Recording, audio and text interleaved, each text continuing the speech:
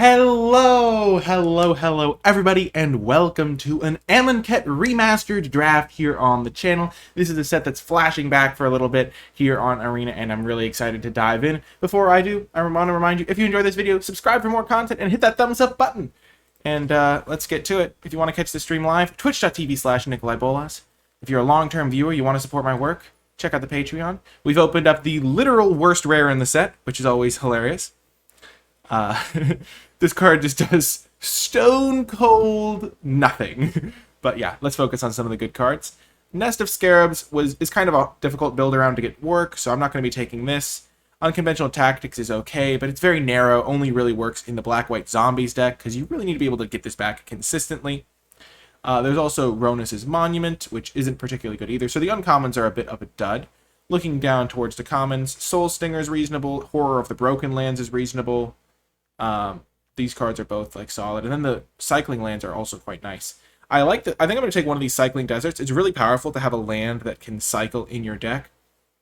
And now I'm just trying to decide which color combination I'd rather be.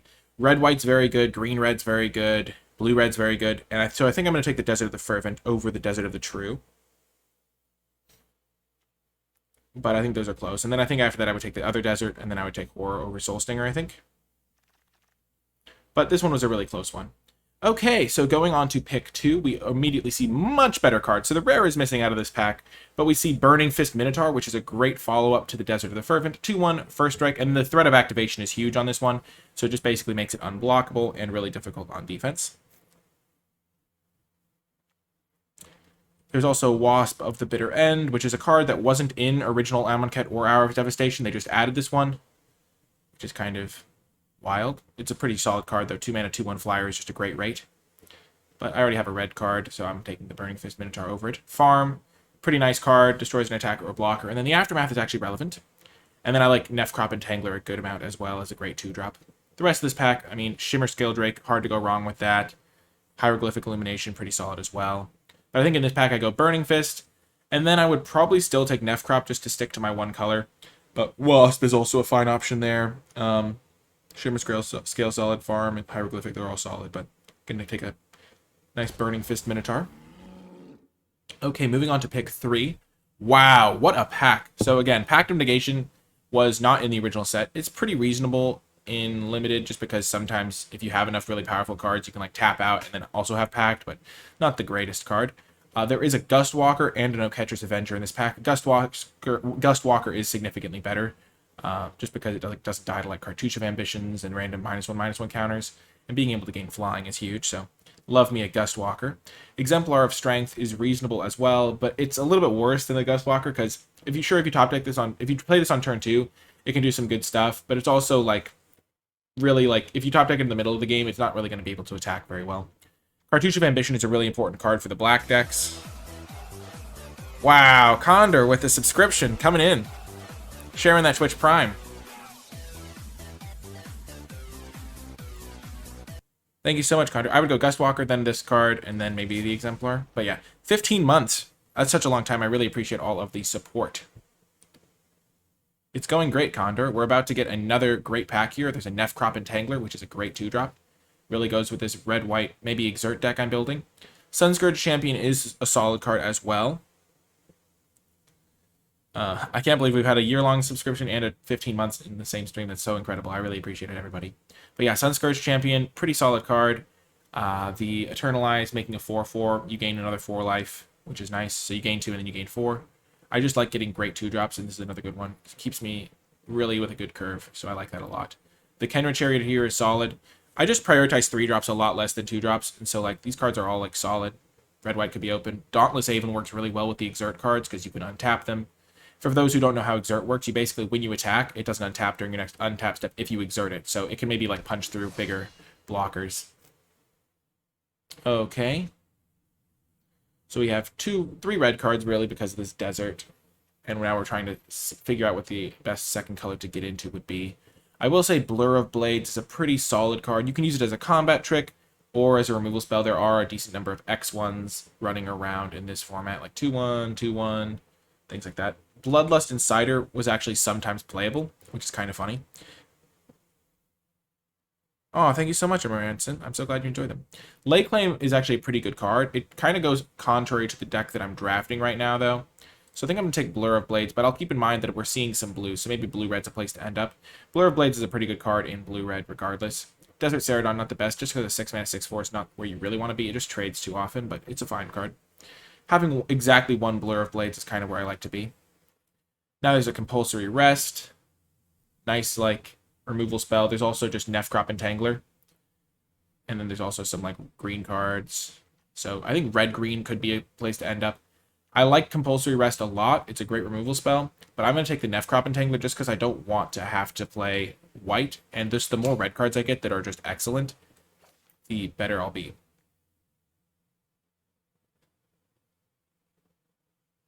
Yeah, but you can't shock creatures. You have to shock players. So I'm just going to take the Nefcrop Entangler over Compulsory Rest.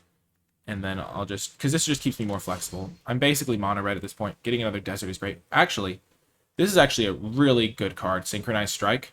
It's just like actually insane with some of the cards. And green has looked somewhat open. This is a really tough pick because the Desert is guaranteed to make my deck, and it's very good. Synchronized Strike is also just like an absolute beating. And it's an uncommon, so people can't play around it in best of one. I'm going to take Synchronized Strike over the Desert. I love the Desert, but I'm going to take the Strike. I think green has seemed relatively open, and just with my cards, the +2/+2 seems very, very powerful. So this is a... normally I would take the land there, but I think that green has looked open, and we are immediately rewarded with Aronis' Stalwart, another great 2-drop, perfect for the Exert, and great with Synchronized Strike. So my little, like, feelers have been out. Red-green, we saw the Kenra Charioteer a while ago. We've been seeing some green cards throughout, but I've just been trying to stick to red, and then we get that late Synchronized Strike, which is just absolutely devastating in a lot of situations. And now we get Aronis' Stalwart.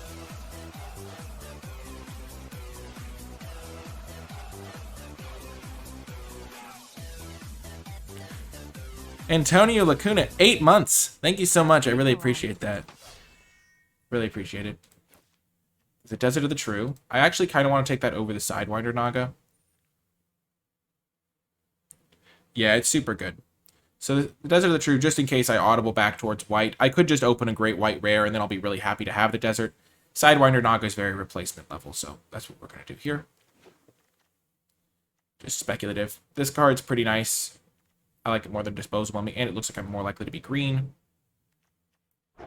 We don't need that much top end, but it's still reasonable. I'm not really going to want this card. So again, I might do a speculative pick here.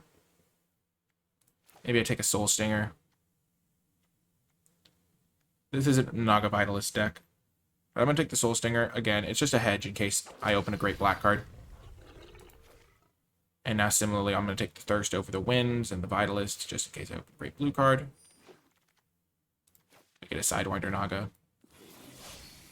And last pick, Brute Strength, probably is going to actually make the deck. Okay.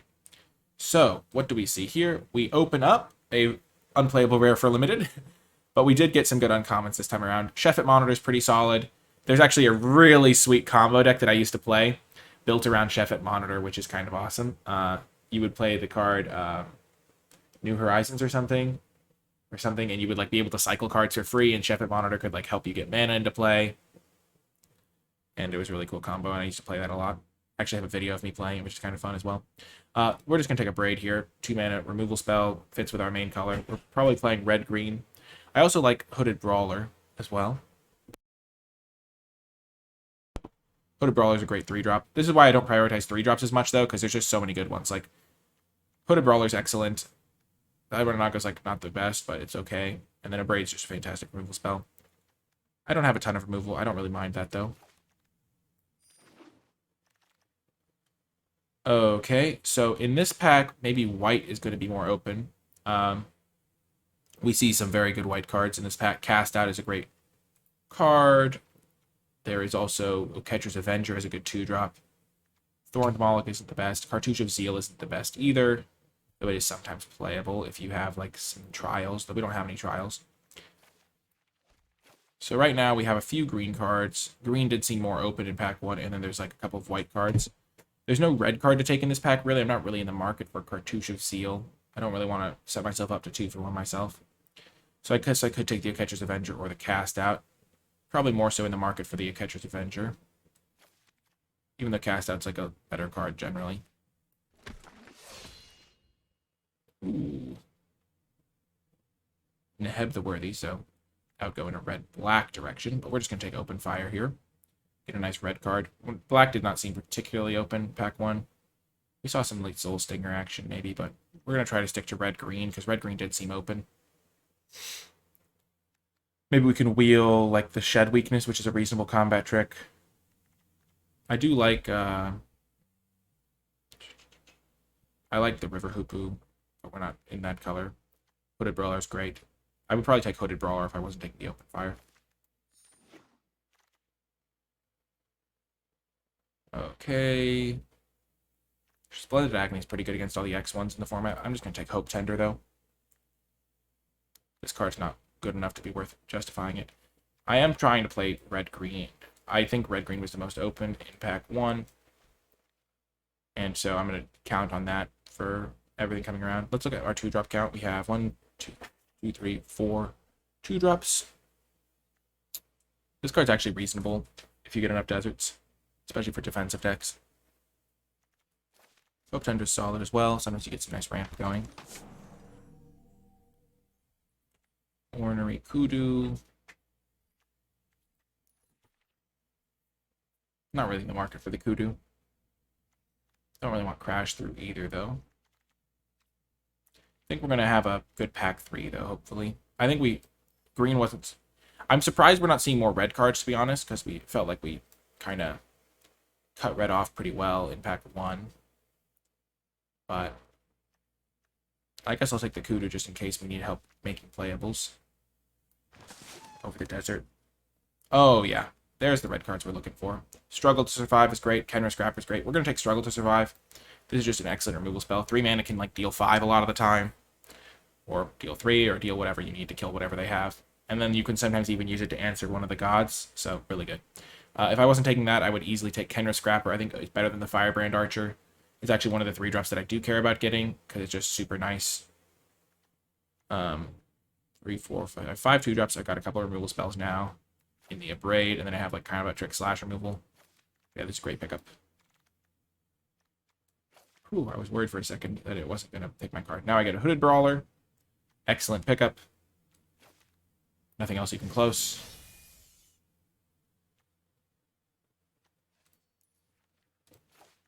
On-Crop Champion. So it looks like green-white is open from this direction, but we were playing red-white, so yeah. We're going to play red, so we're not going to... I don't think we're going to splash either, because you don't want to splash in your aggro decks generally. It just makes it too challenging. Wow, I'm actually going to take Hooded Brawler over Pathmaker Initiate. Hooded Brawler is just such a beating. This card is super good. This card should not be wheeling. It's just devastating when you attack with it. That's why this card's so good. Part of that reason is just you get to untap it and attack with it again the next turn.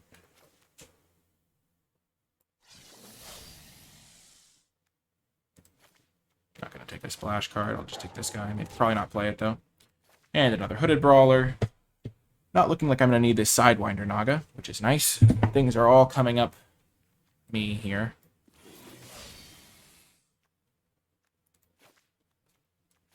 Sure, we'll take the red card. We're not going to play that, though. Okay, so our deck is looking really good going into pack 3. What do we open? Well, we open up Abandoned Sarcophagus, which is actually a really sweet build-around rare that we are not going to be able to play.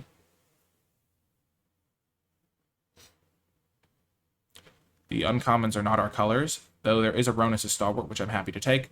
I wouldn't mind an Evolving Wilds, just so I could have more consistent mana.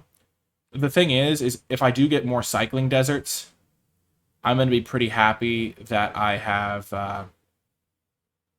if I get more Cycling Deserts, I'm going to be pretty happy that I don't have as many tap lands from Evolving Wilds, though I have played decks with a lot of tap lands in this format. But I like the Stalwart, just a great 2-drop for the aggression. 1, 2, 3, 4, 5. Getting my 6th 2-drop locked up gives me some nice flexibility this pack. Because I think around 7 2-drops is the sweet spot, and these are all premium 2-drops that I have. All great cards.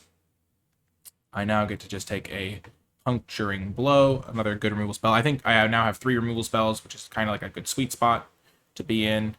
The cheat is okay, not the best. Sometimes you ambush people because they aren't aware of it in this set. We're just committed to red-green at this point. Bone Picker's pretty good. Riddle Form's pretty good in the red-blue deck, which was one of my favorite decks. There was like a meme on my channel that I always drafted red-blue in Hour of Devastation, which was kind of funny. Yeah, Puncturing Blow's nice. Wow, what a pack. This pack's actually insane. So, like, this card isn't in our colors, but I do want to mention it. It's just, like, absolutely, like, insane value. You just get, like, 2 5-mana 3/3s, which is great, and you can even cycle it to get a 1 5-mana 3/3.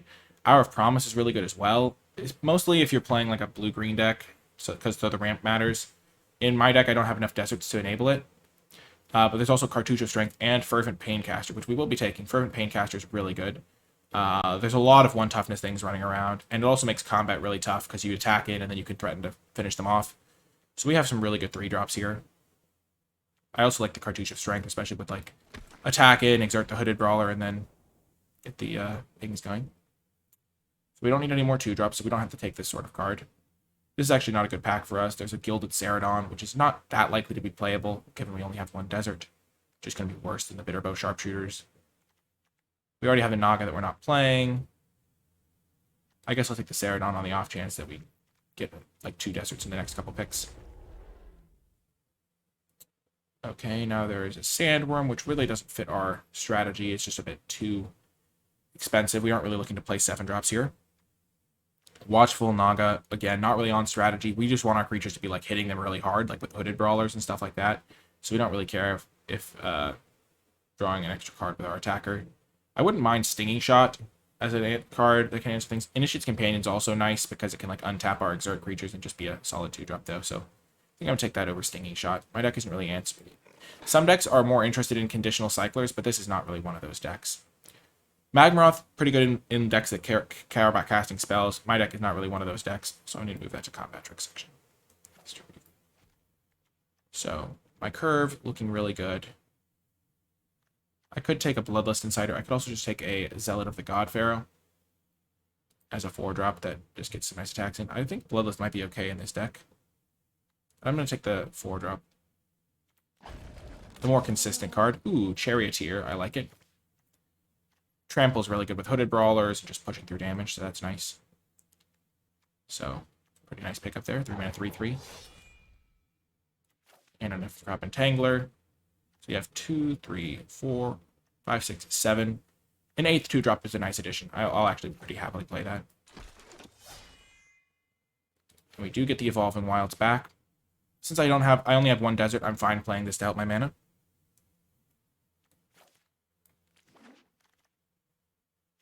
Kudu, I'm not going to play, so I'll just put this. Firebrand Archer. We actually have 1, 2, 3, 4, 5, 6, 7 non-creature spells. Probably not looking to play it, though. Sidewinder Naga is not good if you can't enable the trample consistently, and we certainly can't do that. I think this is pretty much the deck. This card is sometimes good just because they put -1/-1 counters on their own creatures sometimes. Stinging Shot. I'm not going to play it. So what I wanted to say about Stinging Shot before was that conditional cyclers are worse in aggro because in a control deck, you're like, okay, I can cycle to my other answers. I'm fine doing that. But you really don't want to be spending 2 mana just cycling in your deck a lot of the time. So I'm going to play 17 lands in this deck because I do have this mana sink. I have 1 cycling land, which makes it less likely that I flood. And also, I really don't want to... And I also have like this thing, which can discard extra lands. I really don't want to miss my 3-drop, though. I guess I can afford to. Maybe I just play... Yeah, I don't really want to miss any land drops. This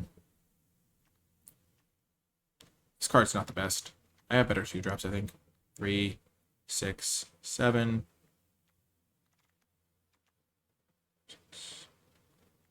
Having an 8th 2-drop is probably not the worst, though. And it also works well with, like, Hooded Brawler, if I ever do connect with it. Exert creatures. So let's once again sort our cards, because it undid all my sorting. Brute Strength isn't the best, but it still does do some nice stuff, like with a exerted brawler or something.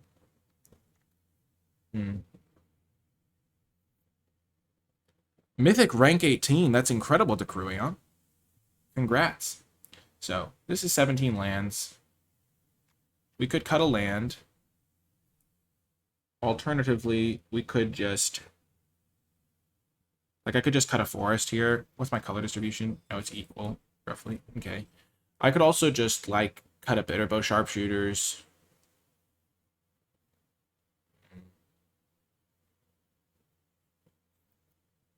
Or, like, Quarry Hauler. Probably a Bitterbow Sharpshooters. I have one cycling land, which makes 17 a little bit more appealing as well. And this card doesn't fit my deck super great. I'm pretty happy that I picked up this Synchronized Strike over the second Desert Dove. I think this card's really good in my deck. That was like the hardest pick of the draft for me, I think. Do I want to play that Bitterbow Sharpshooters and cut something else? I think I'm going to try it like this, and then I can always like go back and cut a land later. But that's going to do it for the draft portion. The deck looks really sweet, really fun to play, and I'll see you folks in the matches. Before I get to the matches, I want to give a cataclysmic, interstellar, magnificent shout out to all of the patrons who support my work at patreon.com/NicolaiBolas, and special shout out to those at the credits level. I really do appreciate your support. It makes a big difference and it helps me make better content more consistently. So thank you so much to the patrons. And I also want to give a big shout out to July, because July was the biggest month for new patrons of all time for the channel. So I really do appreciate everyone who joined the Patreon in July and helps our channel continue to grow and thrive, because our community is really cool and I really enjoy making these videos for all of you. So thank you to the patrons. And if you're interested in the Patreon, the rewards you get for being a patron, including things like my card by card tier list for Adventures in the Forgotten Realms and other sets, which I do update to make sure it is relevant for as the set continues. But I really do appreciate everyone, and I try to give some cool rewards for patrons as my way of saying thank you. But this is also a way of saying thank you. Thank you. I really do appreciate it. And without further ado, let's get to the matches. Welcome to round one. We actually have a pretty borderline hand here. I think it's keepable just because all of our creatures are green. So any land lets us cast this Hooded Brawler following up our Ronus' Stalwart. So I'm going to keep it. It's a little bit borderline though. This is the sort of hand where if I had like a... immediately rewarded. Okay, it looks like my game is a little bit laggy, but hopefully that sorts itself out. This is the sort of hand where if I had a red 3-drop instead of a green one, I would have mulliganed, I think.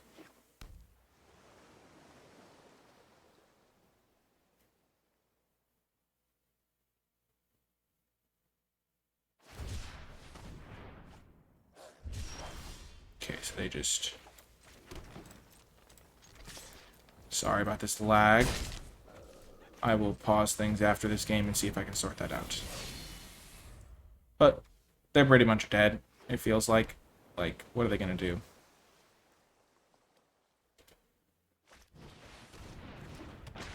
Okay.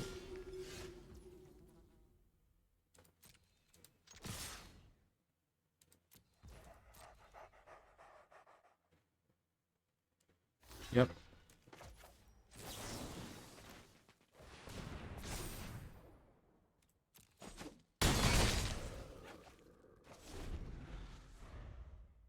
Oh, you don't see any lag? Okay. Good. It looks like it's, like, fixed itself. Okay, perfect. Well, then, we don't want to let them trade when we don't have to. You have to manually click when you exert.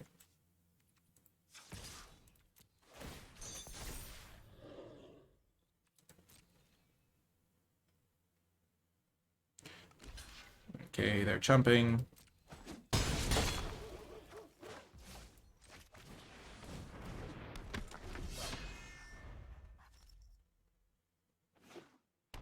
Also, we win.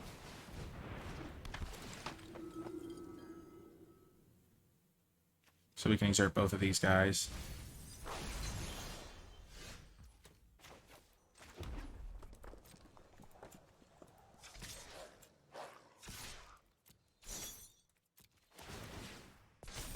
And then we just have Lethal Burn in hand.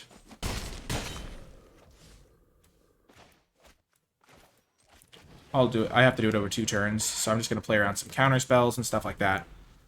End step, burn them for 2. This open fire can go face, so... Wow, they might actually have a counter spell. That would suck.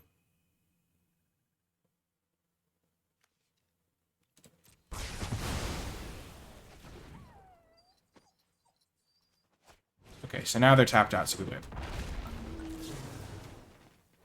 Wow, they actually were like sandbagging stuff and trying to make things difficult for me.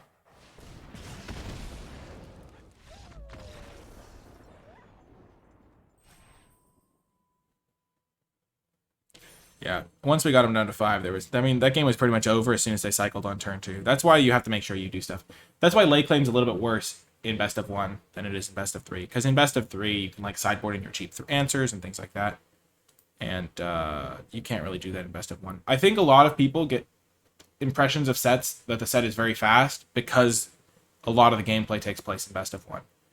Like, best of 3 has a lot more ability to adjust if your deck feels a little bit slow, or you can have a slow main deck and then make your deck better against the aggro decks. Because one of the things is a control deck needs to be able to win the late game, but against an aggro deck, it can shave down on its late game.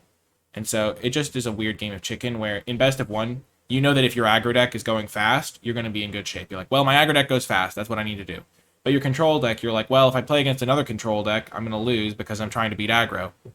And so with aggro, you don't have that qualm. You're just like, okay, these are my best aggro cards. Let's go. Whereas with control, you're like, well, my deck should be able to beat an aggro deck now, but I lose to the control deck that didn't care about beating aggro or that didn't have the tools to beat aggro. It's like, there's a lot more complexity there. Okay, another good hand here.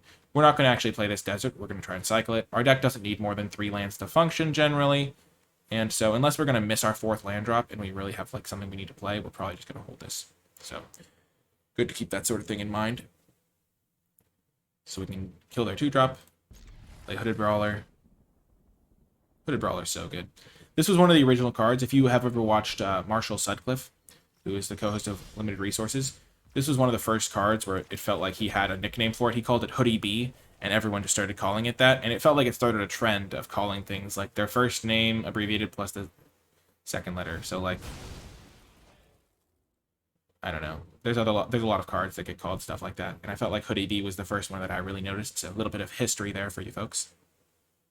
Hoodie B, yeah. Also, side note, Amonkhet was the Grand Prix for Amonkhet was the first Grand Prix that I went to, the Limited Grand Prix, and I listened to Limited Resources on the like drive to Las Vegas, and I made day 2 in part because of the advice that Marshall gave on that podcast, which was pretty awesome. So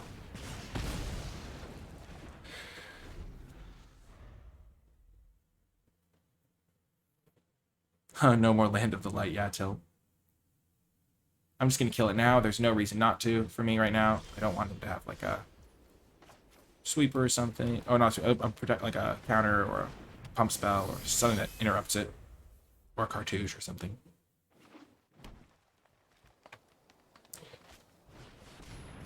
So killing the Ritualist is generally a good plan. I'm going to do that now. I don't even want to use my Synchronized Strike. That's how good it is. But Ritualist just enables some really stupid things, so we're not going to let them do it. Did I come up with any nicknames? I called the 2-1 from Zendikar Rising. I called that one Party Prismite. And I'm not sure. I think other people started calling that a little bit. That was one of the nicknames I was pretty proud of. Maybe people came up with it independently. But Pack Beast, I was like, Party Prismite.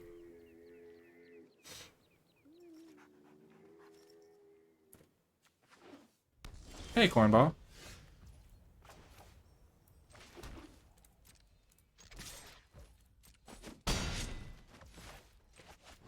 We're going to get an extra red mana. Not that it really matters.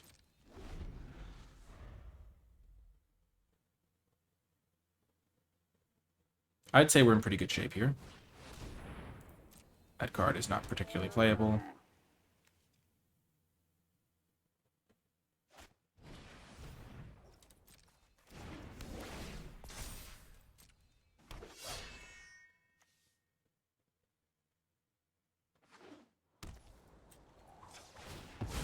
Okay, they're going to get really blown out here.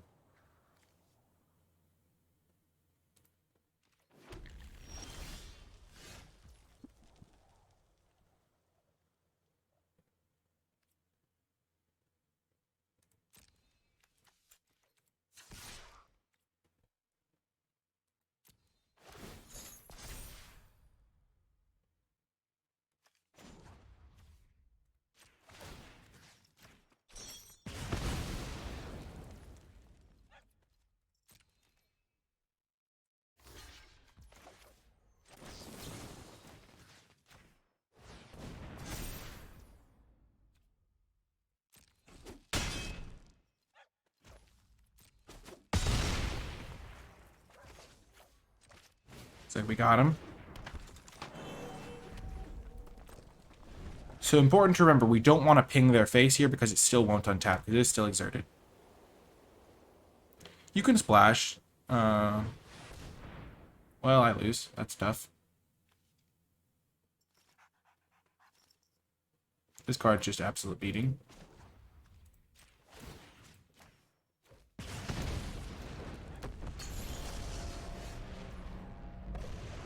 Oh, it still doesn't untap? That's wild.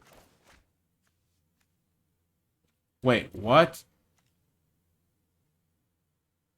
Can't activate abilities. That's brutal. Yep. This card's just a really good mythic. I don't think I could have done anything about it.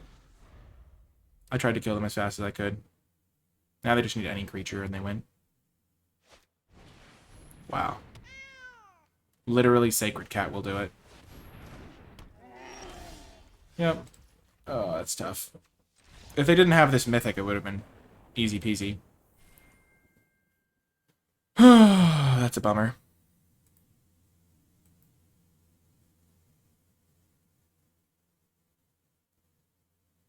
But that's the nature of the game.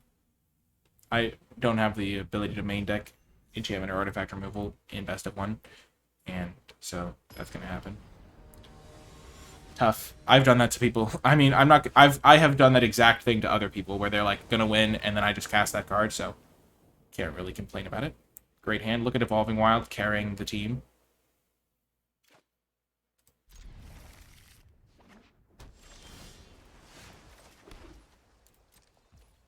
Some tight technical play here, not attacking the Evolving Wilds immediately. Not going to let them know that I'm playing red. Keep them on their toes. Oh, that card's really good. Not as good against First Strike, but still good.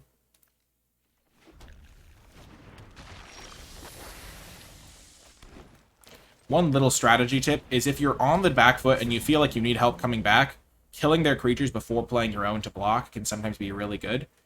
Though sometimes you just want to play your blockers and hope for the best. But a lot of the times it's like, oh, I'm just gonna...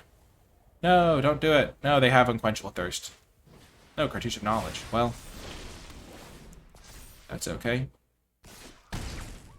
So now I'll just start developing my own game plan here. I can kill that, but it's only dealing me 3 a turn. And I'll just get out my Hooded Brawler. And I can just outrace them, I think. Blue-green doesn't necessarily have the tools to support it. Like, yeah, this is exactly why I don't really care about their Spellweaver. Like, sure, they're hitting me for 4, but they're not following it up with pressure. And I'm going to be following up my stuff with pressure. I don't know, B. Willis. I don't particularly care either. Color rankings isn't something I, like, put a massive amount of emphasis on. I just draft what's open, generally. People like to see color rankings, so I like put it in my draft guides and stuff, but I don't always get them right. I don't get everything right. I'm not infallible. Though, I will say, for Adventures in the Forgotten Realms, I got, like, the color rankings completely backwards, but yet I also, like, basically nailed all of the top commons, which is just kind of funny. Like, I feel like I was very close on all of the top commons, and yet I got the color rankings, like, completely flipped.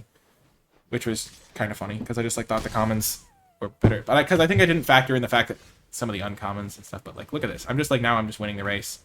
I get to get my guys down. I don't really care about the Spellweaver Eternal.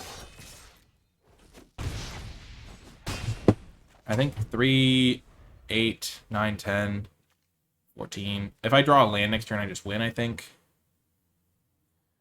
Color ranking me in Adventures in the Forgotten Realms. I think red and black are close at the top. I think black might be better, but I don't have the, like, hundreds of reps that some people have where they say red is better. Like, what are you doing, opponent? You go, like, this is one of the biggest deck building things that just gets me. It's like, they're just going, like, oh.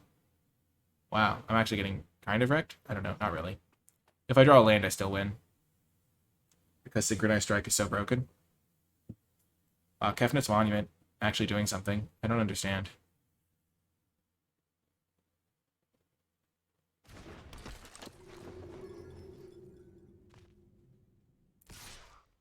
Okay, so draw me a land and I win. Not a land. Okay. Do I still win? So this is 3, 8. Hmm.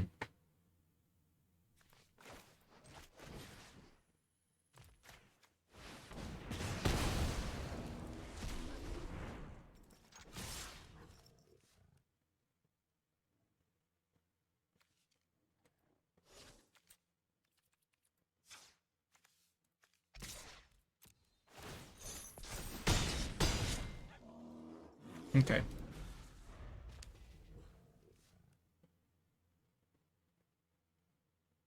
You don't really want to use removal on a cartouche. So I exerted this because they probably were going to keep it tapped anyway.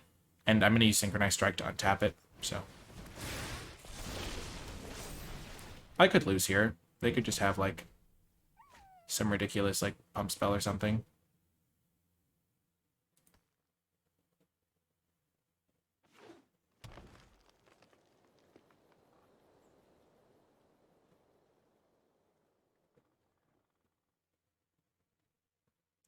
Not ridiculous. Like, even any pump spell and I lose.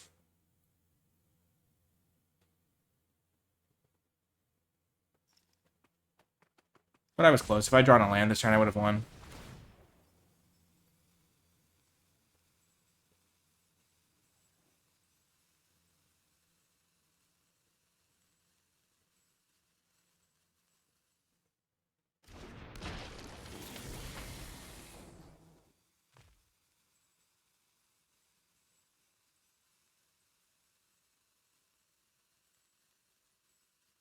Ask the trial. I know you want to.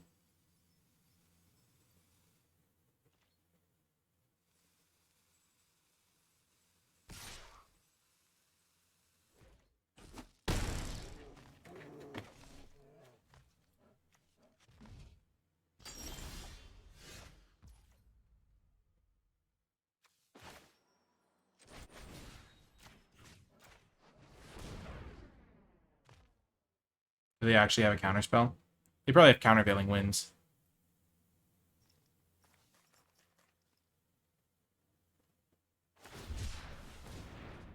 Nope, they don't.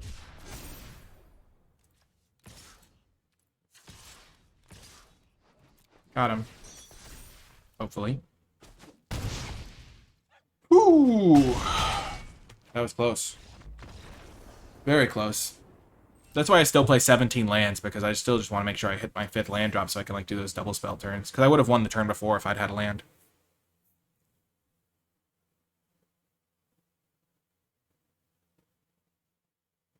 Really close. I think I lost the die roll in that one, which was a big factor. They gave everyone a free draft token. I read some of the logic for it, because I think they were like, well, we want people to have help building up their historic collection or something like that. So they're giving a draft token for all these, for this set, Kaladesh Remastered,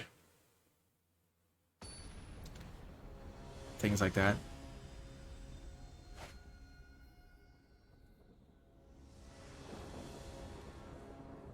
Okay, we're on the draw again. We actually have an okay hand, though. I'm going to keep it. Yeah, me neither, Boldrock. I just was like, oh, free draft token. I actually used it yesterday. I played a draft off stream. Went 6-3. I almost went 7-2, but again, I missed some land drops. I pretty much only lose games in this set when I just miss a land drop. That's what it felt like, at least. And I guess I also lost to Finale of Promise or whatever, that stupid Overwhelming Splendor. But yeah, it was a pretty cool draft. I won't talk about it too much because I didn't record it. Just wanted to play some Magic. I don't play a lot of Magic off stream these days. I just mostly stream it because, like, huh?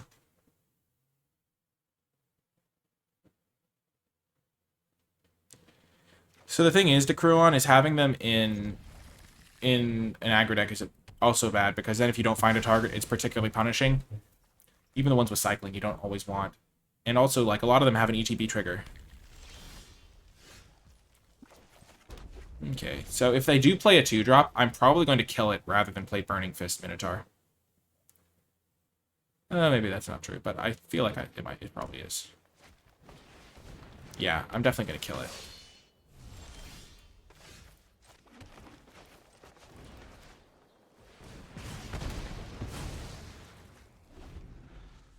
Because now the board is clear. I have, like, more time. Oh, gosh, well.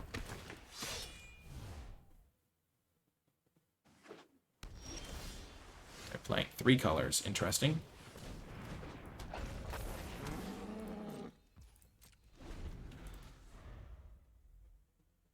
I'm a little bit worried about them having some just, like, pump spell or something irritating. Oh, that's annoying. At least this guy's blanked.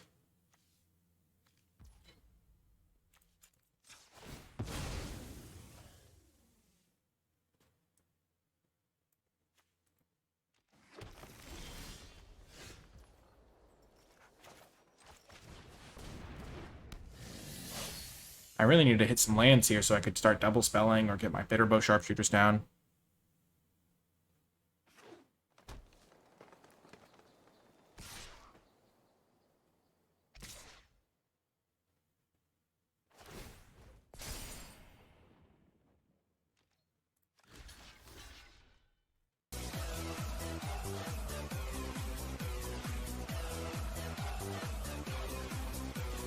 Wow, Grustin blowing everyone away. 19 months. Great content. Thank you so much. YouTube vids. Thanks a lot. I really appreciate that, Grustin. Very kind of you. I'm double blocking because I'm worried. Yeah.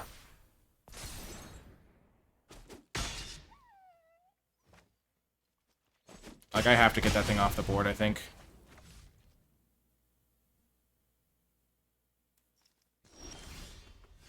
Gosh darn it, could I buy a land? How much does it cost, dealer?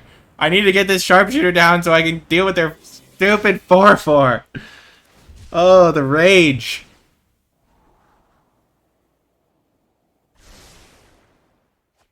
Awesome, Bruce.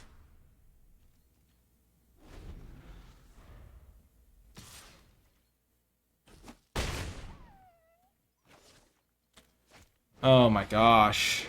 I'm so dead. I can't... Ah! Oh, I can't buy a land. It's frustrating.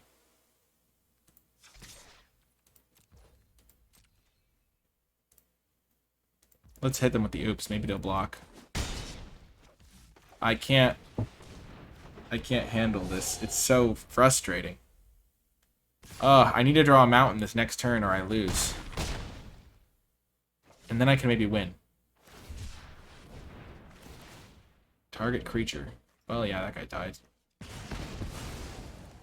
Oh, come on, mountain. I mean, just give me it. They're literally playing 3 colors, and they have all their colors. All I want is a mountain. Yes! We're in it to win it! I never doubted you, deck.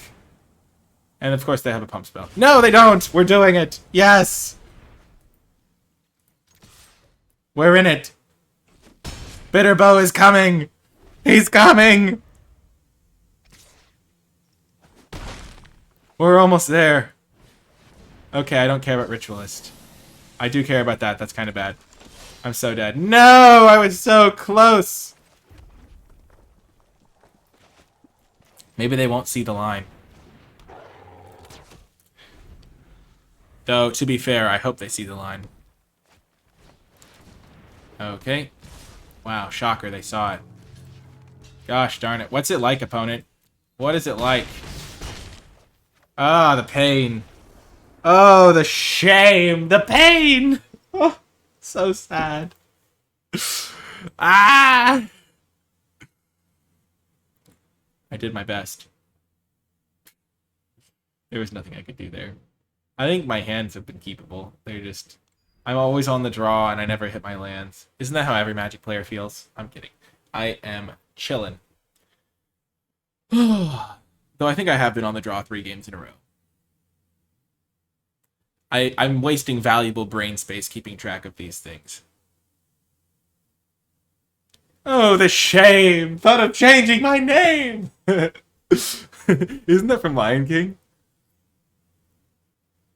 Hakuna Matata. What a wonderful phrase. It is from Akuna Matata because it's Pumbaa talking. Oh, the shame! Thought of changing my name. Yes, we win the die roll, and I have 2-drop, 3-drop, 4-drop. Let's go. Howdy. We're gonna win this game, Aiden, and I'm gonna use this momentum to carry me into a massive streak of wins. Hi, Pollux. I used my free draft token yesterday, and yes, I did enjoy it. Scar's name was Taka, and he voluntarily changed it to Scar? That is intriguing.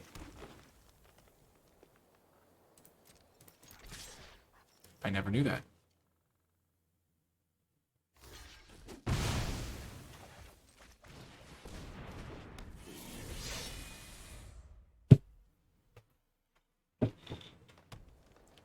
Okay.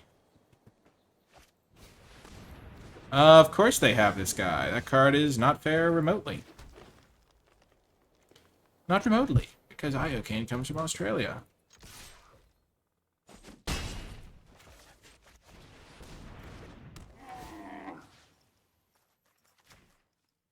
How is it? Don't get me wrong, Chad. I'm not complaining here, but how is it that every single opponent I play plays 3 colors and always has all of their colors? I think this has happened like 4 times in a row with no fixing whatsoever. They just go, yep, that's my land.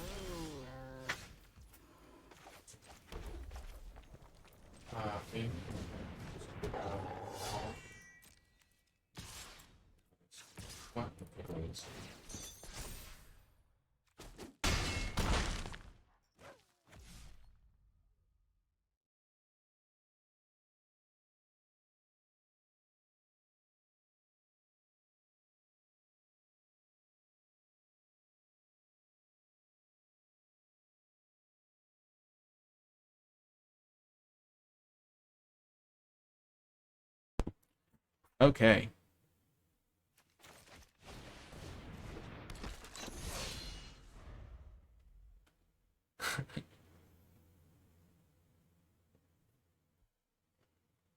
Come for the magic, stay for the movie quotes. There's a Lion King novel series? That is mind-blowing to know.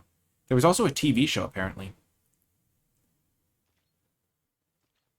Wow, they missed their land drop. It's only justice.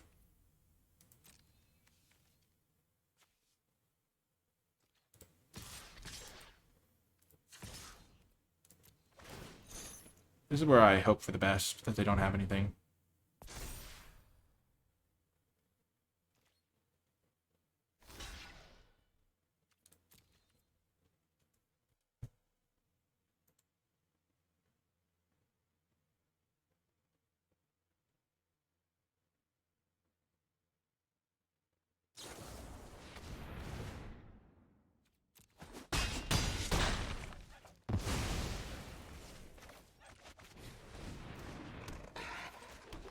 I think if I had drawn a Nefcrop Entangler, this game would be basically over, but because this guy just gets blanked by a 1/1 cat token, it's like, not quite yet.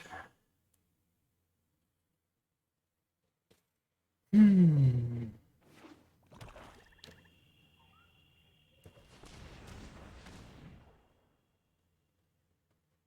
Maybe I wasn't supposed to exert this guy.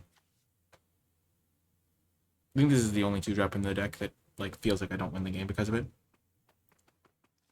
I could still obviously draw a spell next turn. That's what I'm hoping for. A spell. Oh no. Oh no, we're in trouble. Yep, obviously. Shocker. So I can just attack all. They go block there, chump.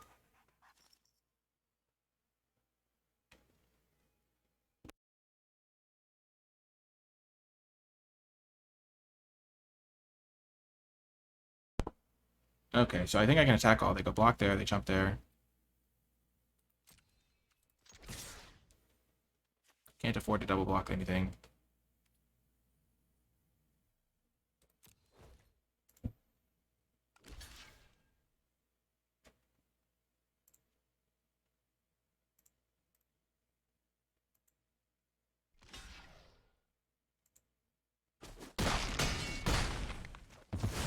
I don't listen to a lot of stuff like that now.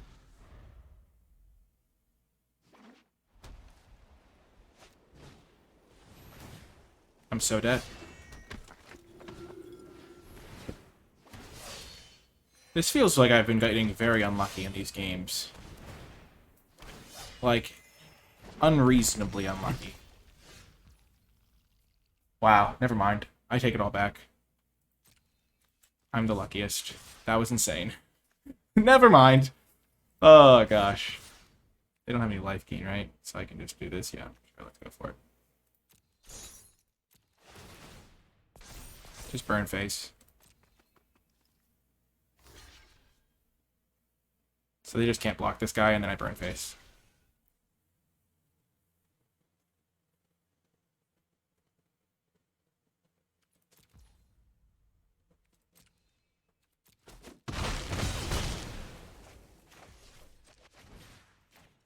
I will say, my complaining clearly summoned this card, but I also did draw badly that game, it felt like.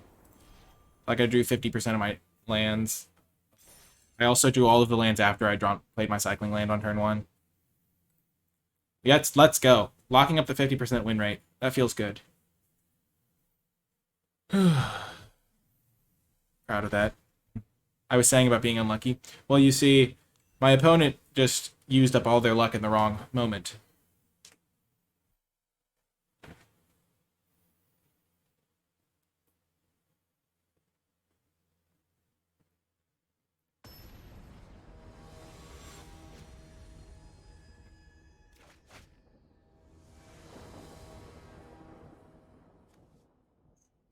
On the play. I don't think I can keep this hand. It just doesn't do... I don't have both colors. If I had both colors, it's easy to keep, but... I can't keep this. Just asking for trouble. I can keep this, though. Probably get rid of brute strength.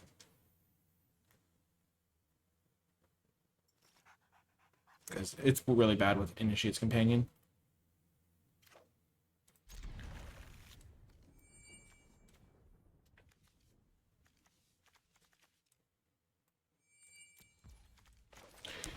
Okay, this is where I would love a Hooded Brawler off the top.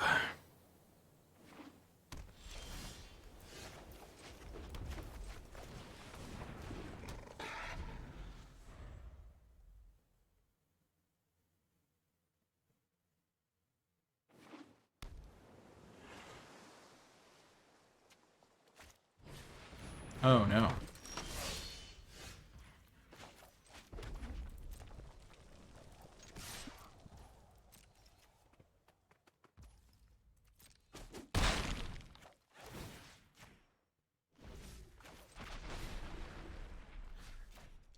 Not gonna let them hit me with that.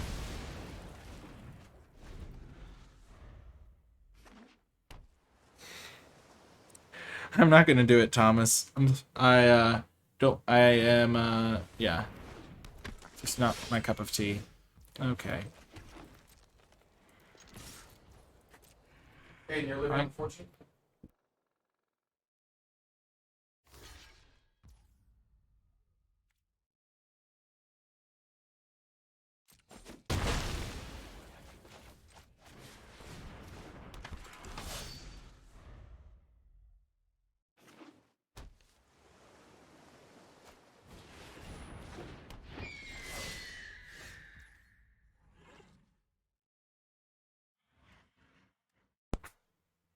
Okay. What happened? This thing traded with this thing, and they played this guy. I like this card. I love the artwork. I love the design.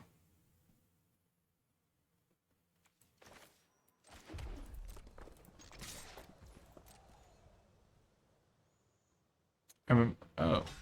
Wow, they block. Let's go. Oftentimes, you don't want to give them the chance to block, but in that case, I was so sure they weren't going to block their 2/2 flyer against my guy, but I guess they realized that they have card advantage on their side because they were on the draw and they mulligan, and I'm mulliganing stuff.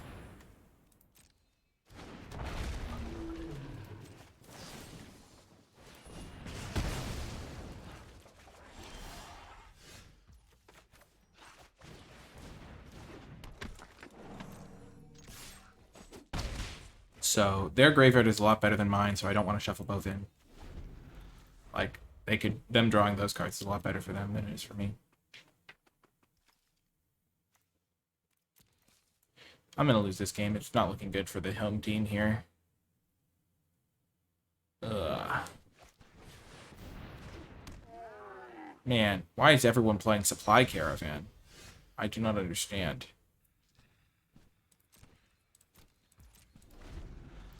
I guess it's wrecking me right now. But it just... Then it wrecked me the other game I played it. But that was because they had, like, the absurd... What, they're attacking? Do they have another Supply Caravan?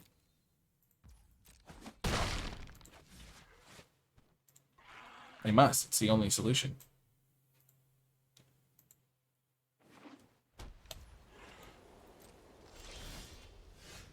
Well, now I'm just confused.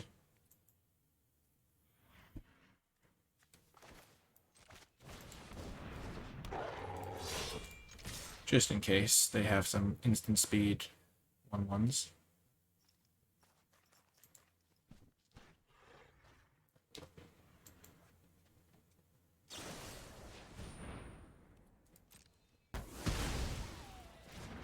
Okay.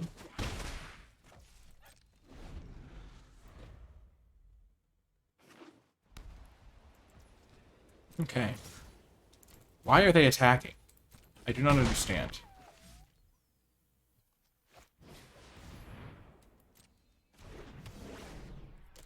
I'm going to keep it around for now, because giving my creatures trample is relevant.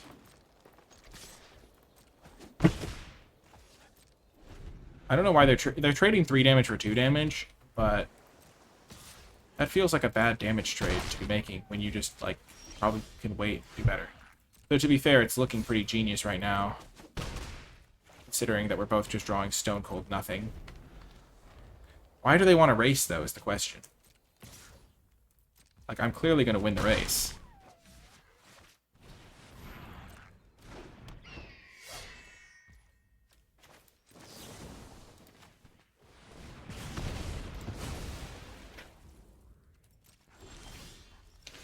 Big money draw, let's go!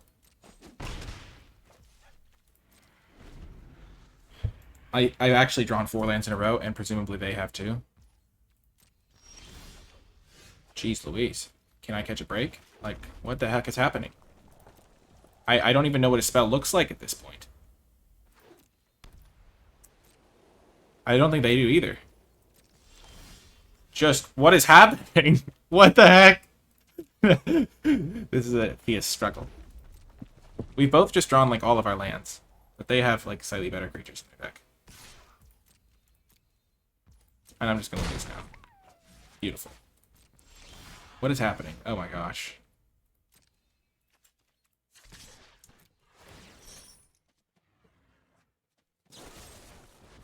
No! Oh, the pain. Oh, the pain.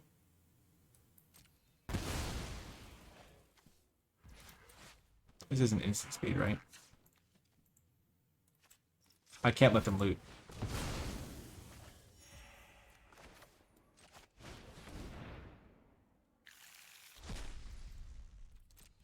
I have to try my chances, I think. If they get to lead, I'm just gonna lose. I need my 5-mana 4/4 Bitterbug Sharpshooter! Yeah, that's just horrific. I just die. I could technically, like, jump for a turn, but I don't have enough burn to win.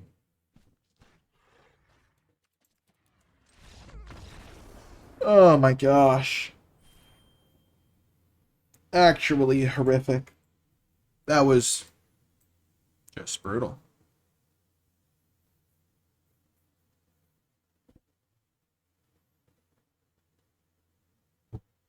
Ouch. Wow. I think that was just... And I didn't even draw my cycling land. I just drew all my basics. Gosh darn it. Well, that's how it goes sometimes. This guy would have been good at least. Just immediately zap him. Yeah, I mean, can't even say the opponent drew particularly well either. They just like in that situation, they're going to draw cards that cost more. Like, my deck gets more punished by mana flooding than theirs does. and mine gets less punished by Mana Screw than theirs does. Like, that's just the way it works when you have cheap cards in your deck. So, like, my deck can function on 3 lands a lot better than their deck can, presumably. But their deck functions better on 10 lands because they just have slightly more expensive cards than I do. But yeah, that was just unreal. Like, wow. Huh. Well, I don't think it's the shuffler. It just happens sometimes. People blame the shuffler, but like that is going to happen in a game of Magic where I shuffle my own cards and sit down at the table to play. And if it didn't happen ever on Arena, then it would mean that Arena was faulty. It's just variance, yeah. Yeah, exactly. I think we're saying the same thing, Mitch. I don't think people blame the shuffler for stuff like that. It's just like doesn't make any sense to do that. Like it's just the way variance works. Yeah. But it felt like we were on the wrong side of variance and sometimes today and also on the right side of it at other times. Like when I top decked the open fire, that was pretty clutch. And then at other times when it felt like I could never hit my 4th land, when I kept a 3-lander, things like that. But it was a lot of fun. Going back into Amonkhet, lots of cool cards, lots of stuff to explore. The 2-drops felt good. There was a couple games where it felt like I was just curving out on people. There was nothing that I could do. The games that I lost felt pretty silly, where it was just like I didn't draw the lands I needed to play, or I got wrecked by Overwhelming Splendor. Wow, so many long-term subscriptions today. I really appreciate that. Thank you so much, Mitch. 14 months. It's just insane. There's been so many long-term subscriptions. 14 months today, 19 months today, 8 months, 12 months, and 15 months, all in one day. Just really appreciate all of the long-term supporters and the new supporters. All the supporters. It's really cool to see. Maybe I was supposed to play Stinging Shot to help against Flyers. Maybe I was supposed to play the second Bitterbow over...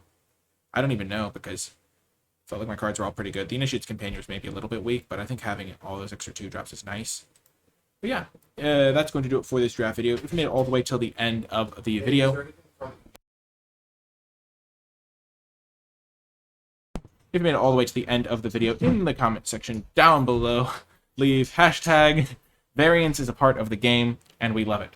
Because variance does make the game more fun, leads to the interesting scenarios, and I know that's a bit of a long hashtag, but I do want to emphasize that if there wasn't variance, it wouldn't be as fun of a game, because it would just be like chess or something like that, which obviously isn't as fun. So variance happens, it leads to unfortunate situations, but it also leads to great situations where you top deck incredible open fire moments. So lots of fun stuff there. Also, comment below with your questions, thoughts, and feedback. Hit that thumbs up button if you do enjoy the video. It lets other people know that it helps show the video to more people, so maybe other people will enjoy it.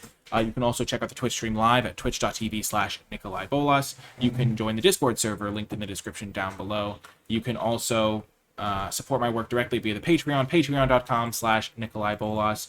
And you can also, if you would like to donate directly to the stream, that's available as well, linked down below.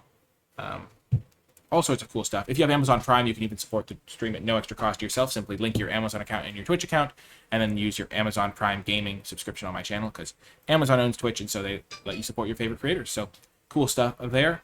That is going to do it for this draft video, though. I had a lot of fun with this deck, even though it didn't always win, and it was a lot of fun playing and hanging out with all you folks. That's going to do it for this video, though. I hope you enjoyed it, and I'll talk to you next time.